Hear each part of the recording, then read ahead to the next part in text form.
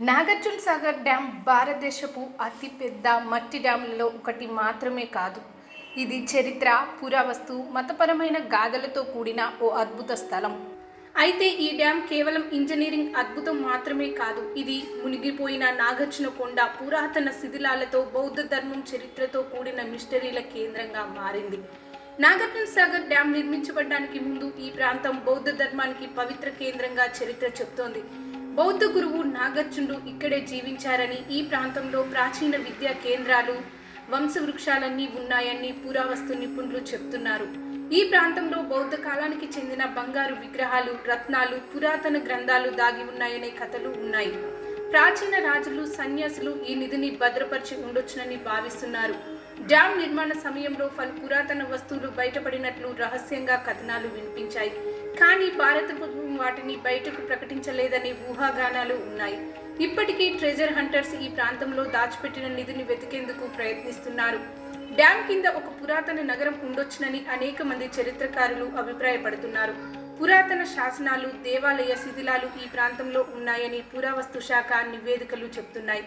కొన్ని విహారాలను నాగార్జున కొండకు తరలించగా కొన్ని పూర్తిగా నీటిలో మునిగిపోయాయి. ఈ ప్రాంతం కేవలం బౌద్ధమత పరమైన స్థలం మాత్రమే కాదు, ఒక రాజధానిగా కూడా పనిచేసిందని నిపుణులు చెబుతున్నారు. ప్రాచీన రాజులు, గురువులు తమ గ్రంథాలను, విలువైన ఆభరణాలను దాచిపెట్టే చోటుగా ఇది వ్యవహరించేదని అభిప్రాయాలు ఉన్నాయి. కొంతమంది స్థానికులు చెబుతున్న కథల ప్రకారం బౌద్ధ సన్యాసులు గుర్తుగా నీటి అడుగున ఒక భూగర్భ మార్గాన్ని ఉపయోగించేవారని చెప్తారు. ఇది నిజమో కాదో తెలియదు కానీ ఇప్పటికీ కొన్ని భూగర్భ మార్గాలు అక్కడ ఉండొచ్చునని పరిశోధకులు అనుమానిస్తున్నారు. చరిత్ర ప్రకారం నాగార్జునుడు కేవలం ధార్మిక గురువు మాత్రమే కాదు, ఒక గొప్ప రసాయనిక శాస్త్రవేత్త కూడా. అతను స్వర్ణ నిర్మాణ ప్రక్రియ గురించి లోతుగా పరిశోధించినట్లు తెలుస్తోంది.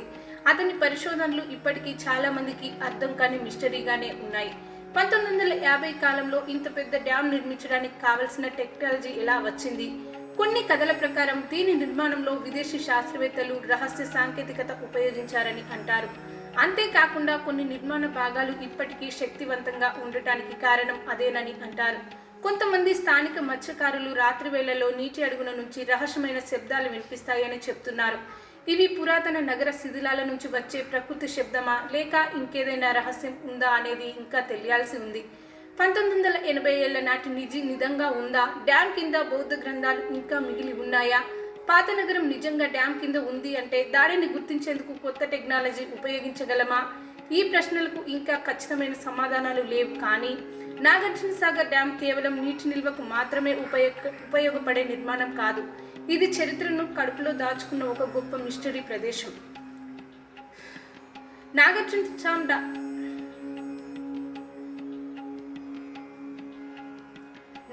సాగర్ డ్యామ్ గురించి ఎప్పుడైనా ఈ రహస్యాలను మీరు విన్నారా? మీకు ఈ వీడియో నచ్చిందా? మీరు ఇంకేమైనా ఆసక్తికరమైన విషయాలు తెలుసా? మీ అభిప్రాయాలను కామెంట్లో చెప్పండి.